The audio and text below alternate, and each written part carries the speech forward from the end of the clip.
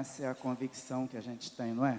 Nosso Cristo é vencedor e Ele nos dá a bênção, o privilégio de participar da vitória que Ele conquistou na cruz. Fale para a pessoa que está do seu lado, você é um vencedor, uma vencedora.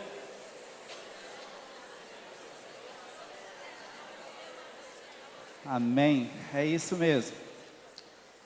Não importam as lutas, os desafios, as batalhas, as dificuldades, mas nós temos a nossa vitória garantida por Jesus. Você pode ter absoluta certeza a respeito disso, porque o nosso Senhor, Ele venceu os inimigos, Ele venceu a morte, Ele triunfou sobre todos os principados e potestades, e Ele tornou-se o Senhor soberano sobre todas as coisas, e Ele é o Senhor da nossa vida. Nós vamos fazer a leitura de um texto da Bíblia, do Novo Testamento, o livro de Atos.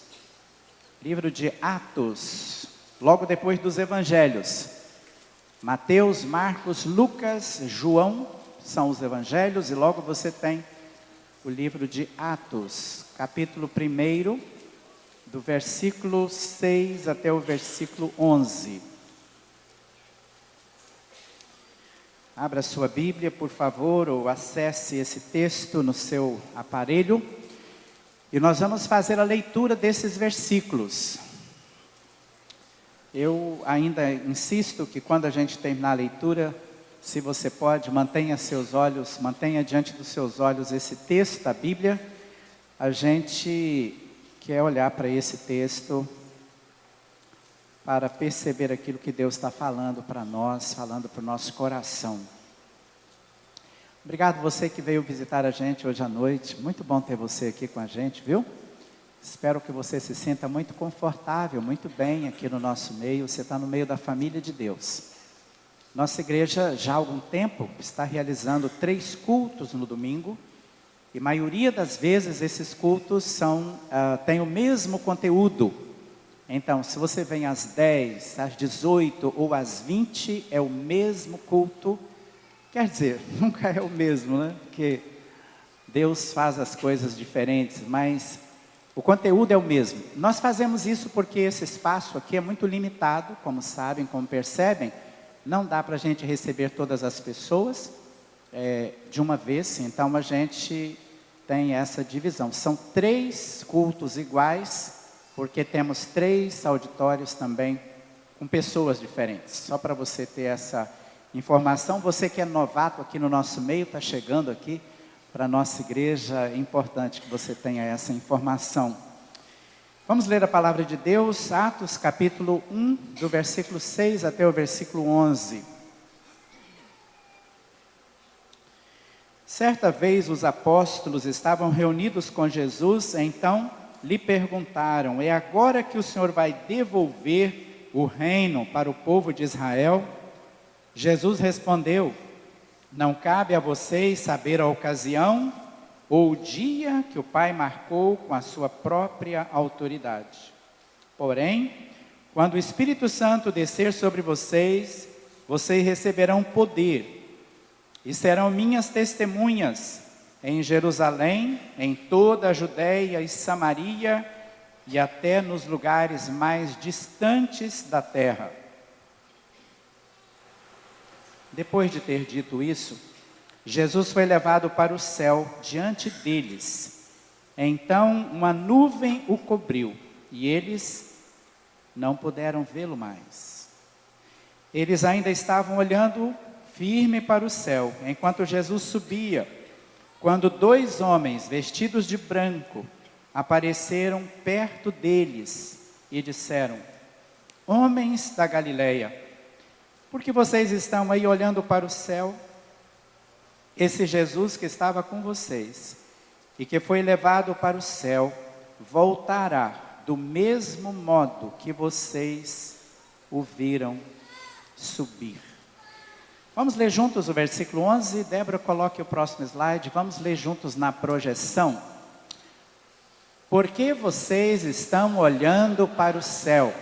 Esse Jesus que estava com vocês e que foi levado para o céu, voltará do mesmo modo que vocês o viram subir. Esse Jesus, ele voltará da mesma maneira como vocês o viram subir. Ele há de voltar. Ele virá outra vez. Ele virá uma segunda vez. Já tem quase 2000 anos que essas palavras foram ditas, que essa promessa foi reiterada no texto que a gente acabou de ler. Ao longo desses quase 20 séculos, homens e mulheres, fiéis, seguidores de Jesus, têm aguardado, têm esperado, têm desejado esse dia precioso, o dia da volta de Jesus. A palavra nesse texto é extremamente precisa. Esse Jesus que vocês viram subir, ele voltará uma segunda vez.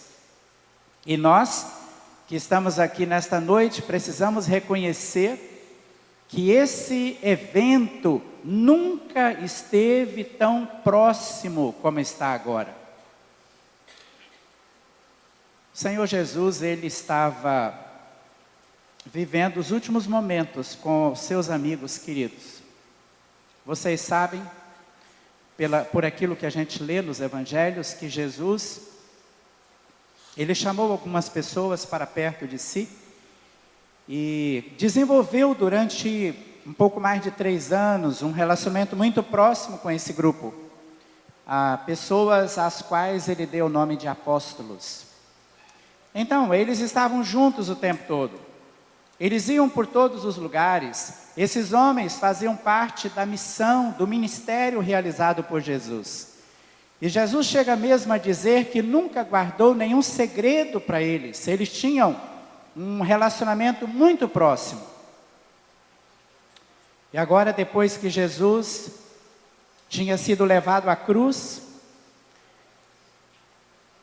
tinha sido ressuscitado por Deus, levantado da sepultura, por um período de 40 dias, Jesus ainda conviveu com aquele grupo, apareceu para eles diversas vezes, mas agora Jesus está com eles pela última vez. São os últimos momentos em que eles têm Jesus presente. E Jesus estava falando com eles, quando aconteceu algo então extraordinário. Jesus começou a subir, e ele foi subindo, até que uma nuvem o ocultou, e eles evidentemente ficaram olhando, porque muito mais sentidos do que os seus olhares era o coração deles, por todo o relacionamento construído, por toda a experiência que viveram com Jesus. Então Deus manda aqueles 2 anjos, eles vêm e eles falam para os homens: esse Jesus que foi, um dia ele volta.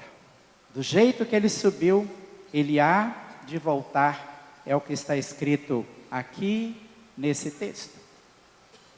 Vocês sabem que esse assunto, ele tem gerado 2 atitudes extremas nas pessoas ao longo da história.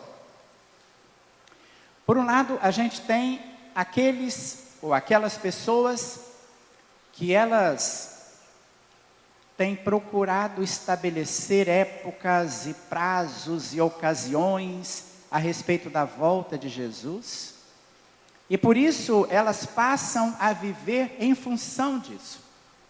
Elas, algumas vezes, pessoas, como estou mencionando, elas vão para lugares desertos, essas pessoas formam pequenas comunidades, e elas se afastam então da vida na sociedade, e elas dizem: não, Jesus está vindo, Jesus está chegando, Jesus já está vindo, E nós queremos estar lá naquele cantinho, separado da sociedade, porque quando Ele chegar, nós estamos ali, esperando por Ele.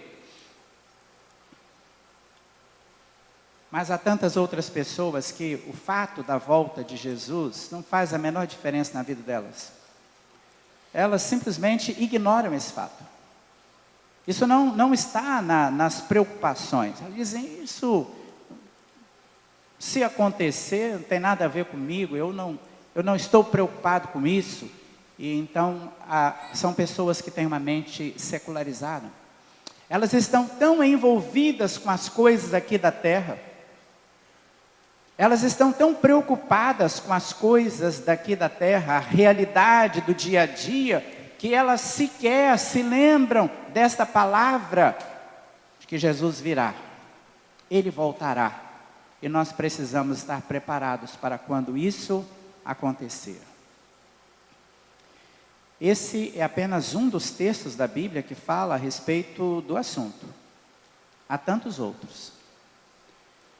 Mas olhando para esse texto com um pouco mais de detalhes, eu percebo que alguns fatos nesse texto devem chamar a nossa atenção. E como tem chamado a minha atenção, eu quis compartilhar com vocês nessa noite, que quem sabe esse texto é uma ferramenta que Deus vai usar para trabalhar o seu coração. Para que a sua atitude em relação a este assunto da volta de Jesus seja a mais próxima possível daquilo que a Bíblia ensina, porque eu acho que é isso que nós queremos, verdade? Isso que nós queremos. Nós queremos pensar a volta de Jesus de acordo com aquilo que a Bíblia ensina. Quero que você olhe inicialmente para o versículo de número 6. A volta de Jesus não deve ser motivo de especulação. Dá uma olhadinha para o versículo de número 6.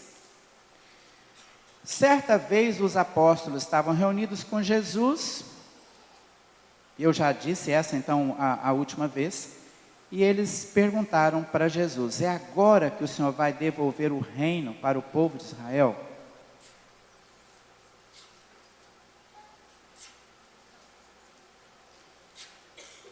Os apóstolos que aqui são mencionados eram judeus, membros daquela nação e do povo judaico.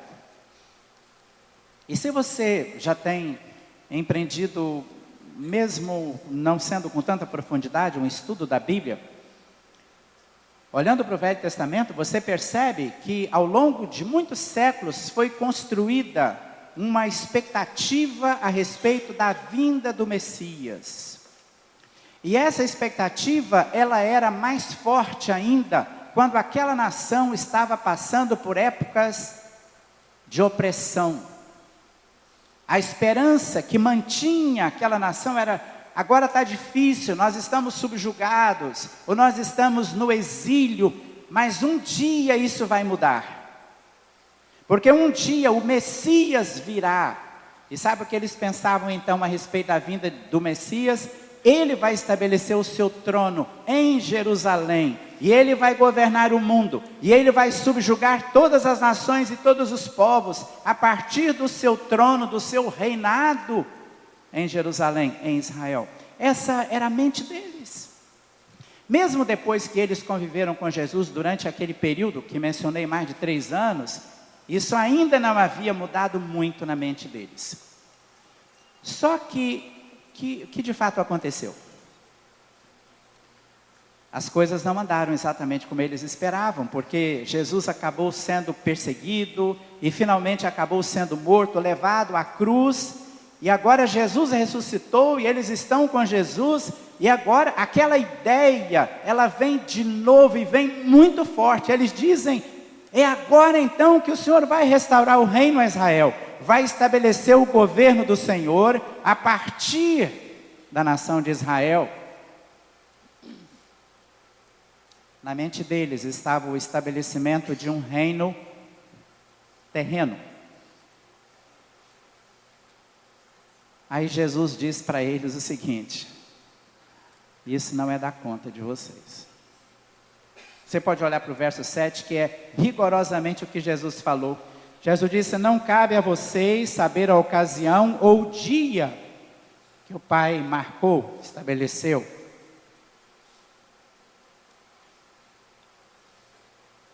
Você está percebendo a palavra de Jesus aqui? Jesus disse: olha, essa questão da ocasião, do dia, essa não é uma questão de especulação para vocês. Essa é uma questão que Deus estabeleceu, é o Pai quem marcou o dia, e vai acontecer no dia que o Pai marcou, porque Jesus virá na segunda vez, e Ele vai estabelecer o seu reino de glória. Sim, senhores, Ele fará isso, mas um reino espiritual sobre todo mundo. Há muitas pessoas que têm desenvolvido uma curiosidade muito acentuada, como os discípulos mostram nesse texto. Tentativas de marcar a volta de Jesus com o dia e a hora. Algumas pessoas, elas fazem cálculos intrincados, elas pegam os números da Bíblia e vão fazendo contas e juntam uma aqui, vai lá em Daniel nas 70 semanas e juntam aqui, fazem as contas e finalmente dizem: Jesus voltará no dia X, do mês tal e do ano tal. Todos, evidentemente, que fizeram isso até hoje ficaram frustrados. Porque Jesus disse, não é questão de especulação, os homens não podem marcar, estabelecer, isso é com Deus. Algumas informações históricas a respeito desse assunto. Em 1843, um homem chamado William Miller, ele estabeleceu que naquele ano Jesus viria no dia 21 de março, à meia-noite. E ele juntou um grupo, e eles ficaram esperando, e chegou o dia, não aconteceu nada, evidentemente. Mais adiante, mais tarde, 1925, na Austrália, um grupo chegou a construir um anfiteatro, preparando todas as coisas. Disseram: Jesus voltará vindo sobre o Pacífico, e então Ele chegará nesse auditório que nós preparamos, e daqui Ele dará uma palavra para todo mundo. 1925, viu, gente? Um pouco mais de um ano após aquilo, eles desfizeram o grupo e não aconteceu. Quando Israel foi reorganizado como povo, como nação, 1948, alguns disseram, e alguns graduados disseram, 40 anos, olha, 40 anos, vamos começar a contar, 40 anos depois, foi 1948, e Jesus voltará, e Jesus virá. E Ele não veio, ainda não veio. Então, queridos, essa não é a nossa questão, não. Não é ficar especulando, e sempre que você ouvir alguém tentando marcar datas, você sai fora disso, porque não tem nada a ver. A palavra aqui de Jesus, quem marcou, está marcado, mas é o Pai. Ele disse: nem o Filho sabe. Em Marcos capítulo 13, verso 32, palavra de Jesus: ninguém sabe o dia nem a hora. E ele diz claramente: nenhuma criatura, nem os anjos do céu, só o Pai. E ele vai dizer naquele texto: vigiem, fiquem alertas, porque vocês não sabem quando chegará a hora. Queridos, nós não temos que especular, nós não temos que ficar marcando data. O que nós temos que fazer é vigiar, é ficar atentos. Aí você vai dizer: poxa, pastor, mas então quer dizer que nós ficamos aí como que dirigindo às cegas, sem a menor ideia? Não, também não. Também não. Porque Jesus, conquanto tenha dito, não dá para marcar a hora, o dia, o mês, Ele falou, mas há alguns sinais que vão acontecer. E Jesus falou isso em resposta a uma pergunta feita pelos seus discípulos, no registro de Mateus capítulo 24. Eles falaram assim: Senhor, haverá algum sinal? Haverá alguma evidência de modo que a gente possa perceber que as coisas estão caminhando para lá. Então Jesus deu para eles alguns sinais, e você tem aí na projeção, Mateus 24, 3 a 14, Jesus disse que haverá o crescimento do engano, de falsos messias, falsos profetas. Nunca houve tantas religiões no mundo, nunca houve como agora. Religiões, algumas delas extremamente complicadas. Você sabe, a igreja do diabo, por exemplo, é uma religião atual, está crescendo, tem filiais em vários lugares. Igreja onde o diabo é o adorado, é para adorar Satanás. E outras coisas tantas, você sabe disso, você é bem informado. Jesus falou sobre o incremento das guerras, versos 6 e 7. Gasta-se 40% a mais com armas no mundo do que com educação. 30% a mais com armas, munições de guerra do que com saúde. Nesse mundo em que nós vivemos. Jesus fala sobre fome em várias partes da terra. O mundo tem 7 bilhões de pessoas hoje. E a organização que trata desta questão de fome, de alimentação, da ONU, nos informa de que há 1 bilhão de subnutridos no mundo. Parece incrível isso? Que aqui nós vamos ao supermercado, ali na frente, as prateleiras estão abarrotadas. A gente tem uma diversidade enorme de produtos para adquirir, mas essa não é a realidade para todas as pessoas. A cada 6 segundos morre uma criança no mundo por falta de alimento. A cada 6 segundos. Jesus disse: haverá fome na terra. Ele fala sobre terremotos, ou seja, catástrofes naturais, catástrofes da natureza. No século XVIII foram percebidos 640 tremores de terra. No século XIX, 2.100. No século XX, mais de 3.000 tremores de terra foram percebidos e registrados em algum lugar do mundo, em algum lugar da terra. Quando Jesus está falando sobre os sinais, ele disse que haveria perseguição religiosa. Ainda ontem eu li uma informação da missão Portas Abertas, dizendo que em 2013 dobrou em relação a 2012 o número de cristãos mortos em algum lugar do mundo por causa da sua fé em Jesus. Você sabe, há lugares no mundo onde você não pode usar como pingente aqui no cordão a cruz, porque você é considerado criminoso se usar esse símbolo do cristianismo naquelas terras. A perseguição religiosa é uma realidade. O texto de Mateus 24 fala sobre apostasia, abandono da fé. Pessoas que seguem o cristianismo por algum tempo e depois elas desistem, elas desanimam. E Jesus fala também sobre a pregação do evangelho em todo o mundo. Esse evangelho será pregado como testemunho a todas as nações. Com o advento da rede mundial de computadores, da internet, nunca se imaginou que a mensagem do evangelho podia chegar tão rapidamente a tantos lugares como acontece hoje.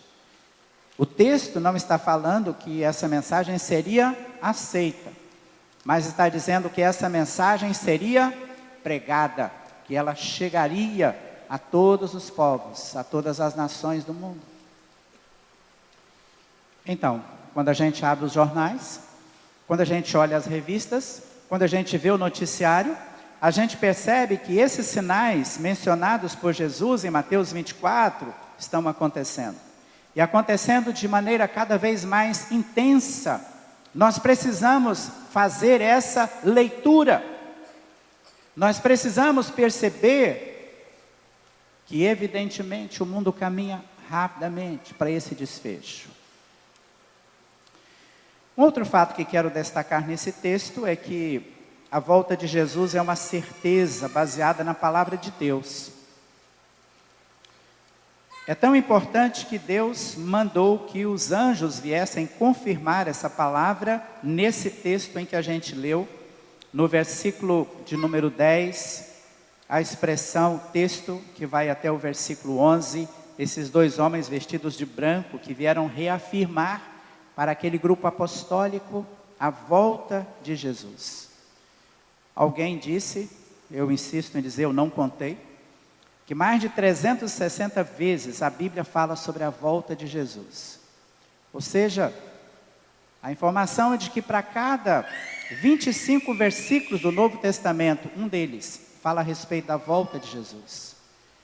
Isso quer dizer o seguinte: se você crê nesse livro como sendo a palavra de Deus, se nós cremos na Bíblia, a Bíblia está cheia de informações. Por todo lado a Bíblia está dizendo: Jesus voltará, Jesus virá, Ele virá uma segunda vez, Ele está vindo, Ele vai chegar.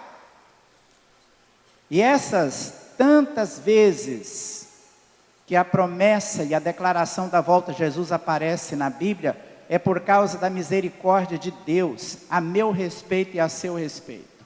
É para que a gente não fique adormecido, é para que a gente não se esqueça dessa verdade da palavra de Deus, que Jesus vem, que Ele vai chegar.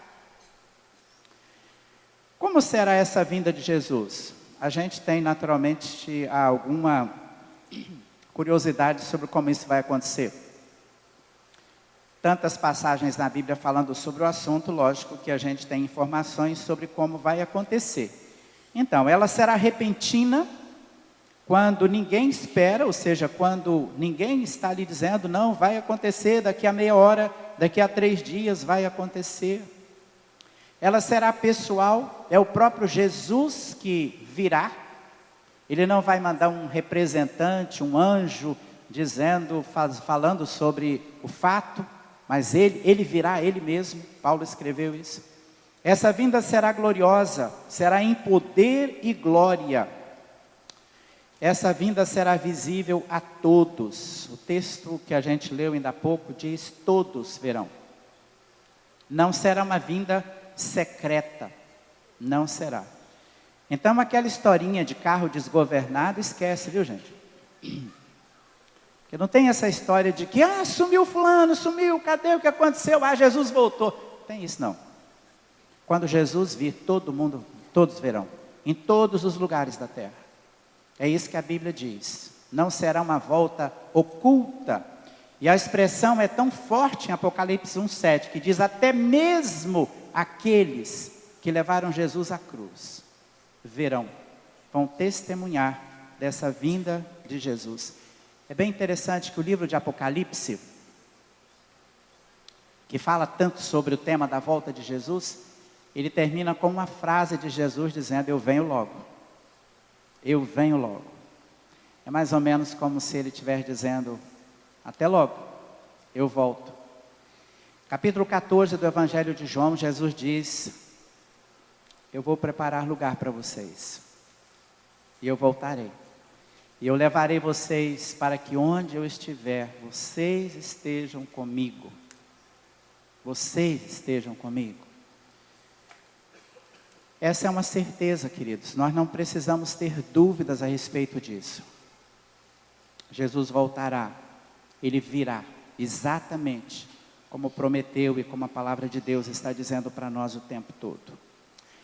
Finalmente, a volta de Jesus, ou quando Jesus voltar, Ele deve nos encontrar cumprindo a tarefa que Ele nos deu, a tarefa que Ele confiou a nós.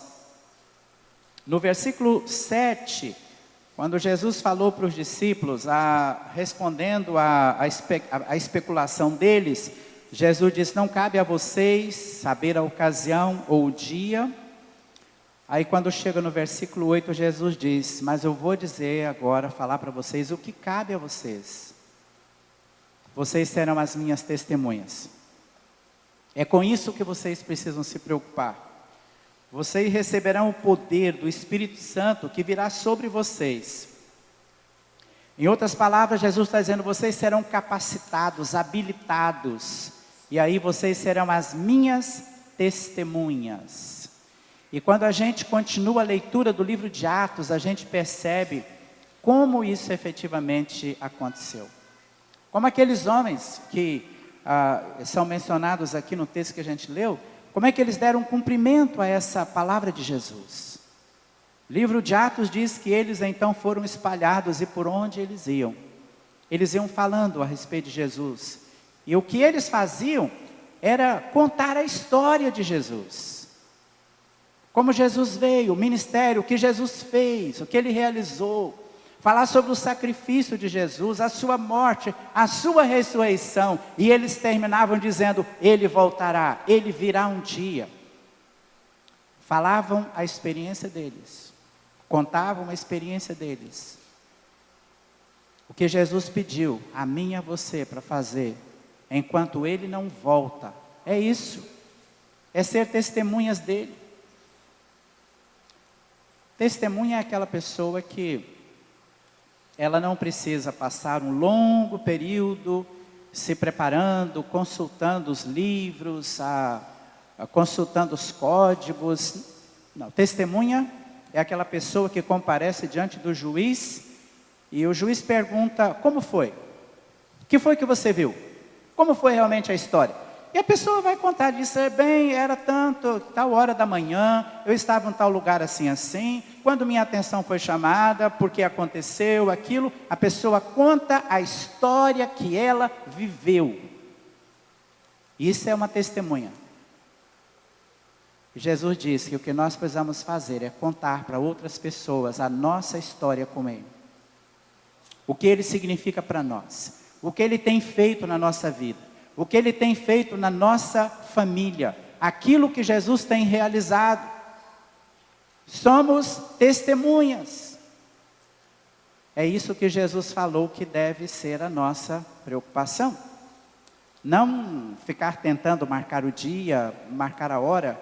Nós precisamos ser testemunhas, contar a respeito dEle, levar a sua mensagem, ser os seus representantes aqui na terra nesse sentido. Em Lucas capítulo 12, há duas histórias, são gêmeas, são muito parecidas, e Jesus naquelas histórias, ele fala sobre um homem que ele ausentou-se da sua casa, e ele deixou uma pessoa tomando conta dos servos daquela casa. E lá diz que logo de início, o responsável por tomar conta da casa, ele estava muito preocupado em fazer as coisas exatamente como o Senhor havia dito. E ele realmente fazia assim, cuidava das suas obrigações, coordenava os serviços da casa com os servos, assim como o dono da casa, que agora estava ausente, tinha mandado. Mas aí Jesus disse, só que o dono da casa começou a demorar. O tempo ia passando e ele não chegava. O tempo ia passando e ele não chegava. Então aquele homem relaxou. Então ele simplesmente começou a fazer as coisas como ele achava que devia fazer. Seguia a sua cabeça. E aí o dono da casa chegou. Chegou na hora em que aquele homem estava fazendo tudo errado. Fazendo tudo de maneira diferente das orientações que ele havia recebido. Sabe, isso é um grande perigo. Grande perigo, que nós nos esqueçamos daquilo que Jesus disse que a gente deve fazer, como nós devemos viver. E aí, quando menos se esperar, Ele chega, e aí? Como é que nós vamos olhar para os olhos de Jesus? Como é que Ele vai nos encontrar? Como Ele vai nos achar? Querido, você está preparado, se Jesus voltar logo mais? Ainda hoje à noite, amanhã de manhã, final da semana, mês que vem, não sei. Você está pronto? A Bíblia diz que é Deus mesmo quem nos dá esse preparo. E isso significa crer em Jesus Cristo. Aquele que crê no Filho de Deus tem a vida eterna. É isso que a Bíblia diz. Deus enviou o seu Filho ao mundo exatamente para isso. Se nós cremos em Jesus, e esse crer em Jesus é muito mais do que um assentimento intelectual, só da nossa mente. Porque Jesus não está apenas na Bíblia, Jesus está nos compêndios da história. Jesus é um personagem histórico, dentro da história. E há muitas pessoas que creem em Jesus dessa maneira. Não, Jesus existiu sim, ele nasceu lá na Palestina, viveu, porque isso está escrito na história. Isso é uma coisa. A outra é quando eu creio que Jesus veio por minha causa. Por minha causa. Ele veio para resolver a minha necessidade espiritual. Ele veio para trazer essa segurança que eu preciso ter, de que quando os meus olhos fecharem aqui na terra, ou ele chegar nas nuvens, eu estarei com ele, no lugar que ele preparou para os seus filhos. É essa segurança que nós precisamos ter. E eu acho que deve ser muito complicado viver sem ter essa segurança. Porque a gente não sabe nunca quando a gente vai ser chamado. Porque das duas, uma, não é assim? Ou Jesus vem nos encontrar aqui, ou a gente vai encontrar ele lá. Porque é assim que vai acontecer. Isso é verdade para todos nós. Para todos nós, não existe exceção em relação a isso. Então nós precisamos estar prontos. Isso significa crer de todo o nosso coração que Jesus é o único caminho para a gente chegar a Deus. Que Jesus é o único mediador entre nós e Deus. Você já creu assim? Nós vamos orar daqui a um instantinho, mas eu quero que você pense sobre esse assunto. Os anjos disseram: esse Jesus que estava com vocês e foi levado para o céu, ele voltará do mesmo modo como vocês o viram subir. Nós não precisamos ficar fazendo especulações sobre o dia, a hora, mas os sinais estão evidentes. A gente precisa ler os sinais. Eles estão acontecendo em toda a terra. E Jesus falou sobre esses sinais. A nossa grande questão é: como é que Jesus vai nos encontrar quando Ele voltar? Como Ele vai nos encontrar, vai nos achar?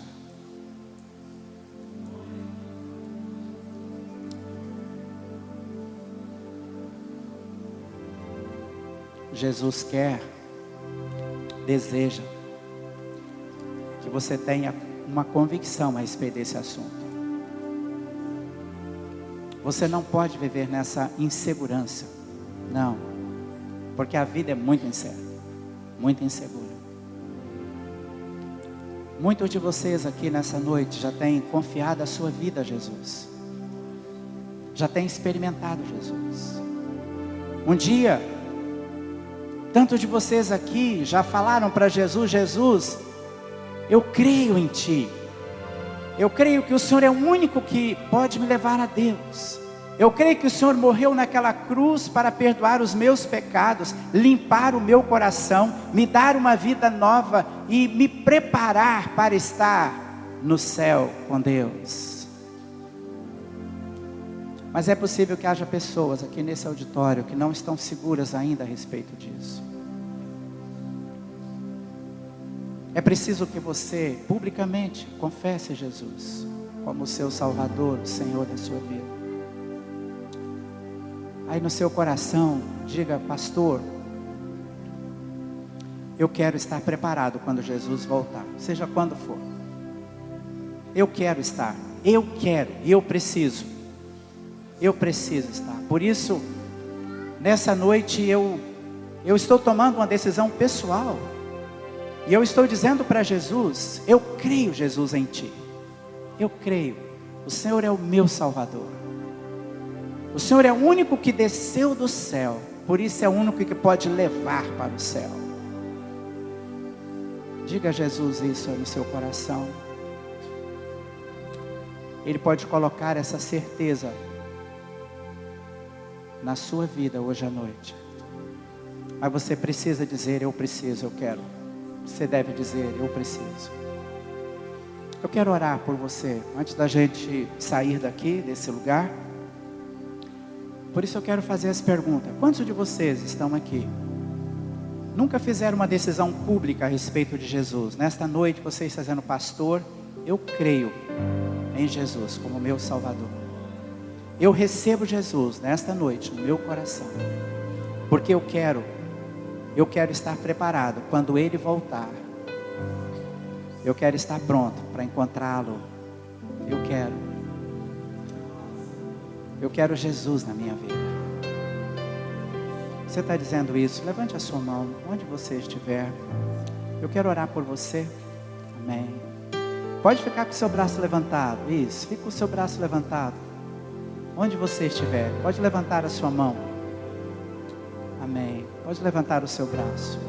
Levante sua mão bem alto. Isso.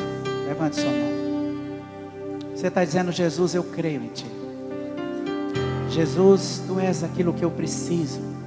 Eu preciso ter essa segurança, essa certeza. Mais alguma pessoa? Levante seu braço, levante bem alto a sua mão. Se você está dizendo: eu quero Jesus na minha vida, eu creio em Ti, Jesus. Há mais alguém? Levante sua mão. Onde você está? Pode levantar o seu braço. Faça isso com muita naturalidade.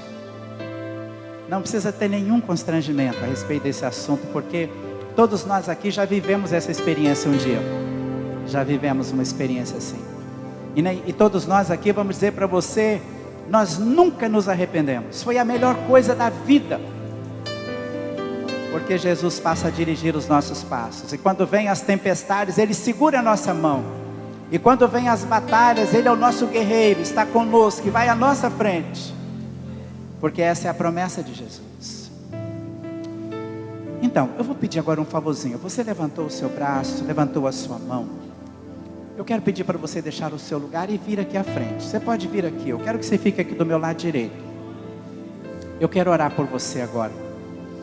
Eu quero pedir a Deus para confirmar essa decisão que você está fazendo. Deus está olhando para você. Ele conhece o seu coração. Ele conhece a sua vida. Deus ama você. E Deus não quer que você viva na incerteza, na insegurança. Não. Na verdade, Jesus é muito mais do que um ticket que você recebe para entrar no céu. Jesus é tudo aquilo que a gente precisa para a nossa vida aqui na terra também, enquanto nós estamos aqui. Ele é tudo que a gente precisa. Quando nós temos Jesus, o restante é consequência. Tudo mais é consequência.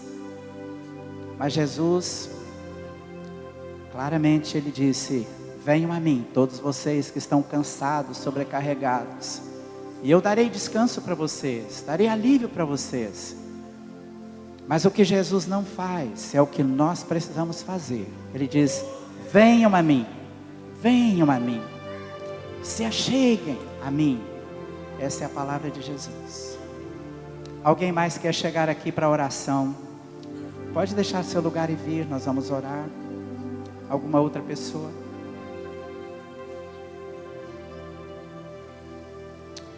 Muito obrigado, Deus, porque nesta noite podemos abrir a Tua palavra. E mais uma vez esta palavra fala para nós a respeito da volta de Jesus. Obrigado, Deus, por esta promessa. Quando Jesus voltou para o céu, Ele deu essa garantia de que Ele voltaria um dia. E nós estamos aguardando, estamos esperando, porque nós cremos na Tua palavra.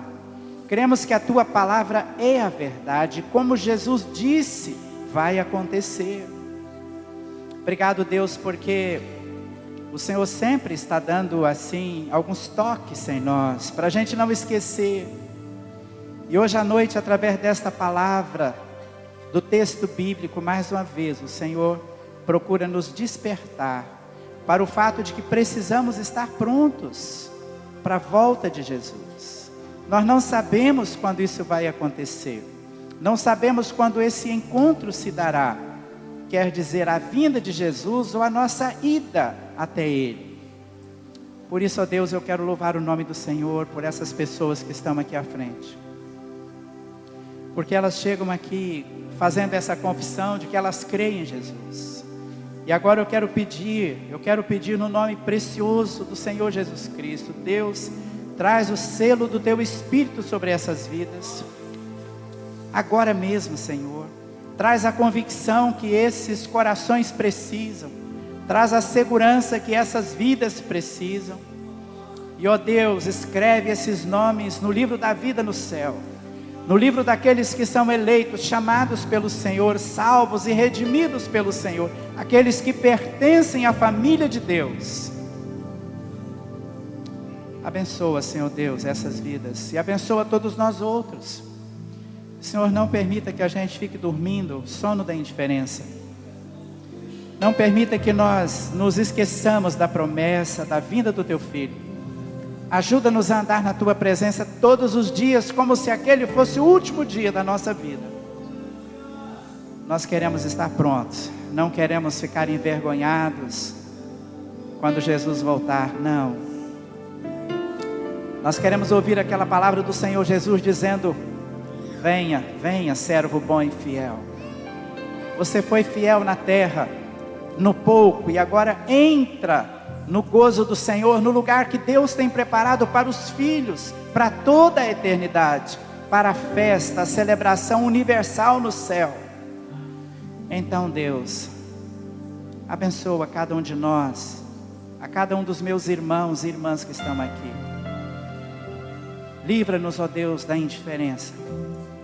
Livra-nos, ó Deus, do ceticismo. E mantenha-nos, ó Deus, atentos, alertas, para aquele grande dia, para aquele momento tão especial. Em nome do Senhor Jesus é que nós oramos. Amém. Amém. Deus seja louvado. Quero dar uma palavrinha rápida para vocês que estão aqui na frente. A Ângela e a Cleusa são pessoas muito queridas aqui em nossa igreja, nos ajudam nesse momento. Eu quero pedir que vocês tenham um tempinho com elas, porque para mim é muito importante ter pelo menos seu nome, um telefone, porque a gente não quer perder vocês de vista.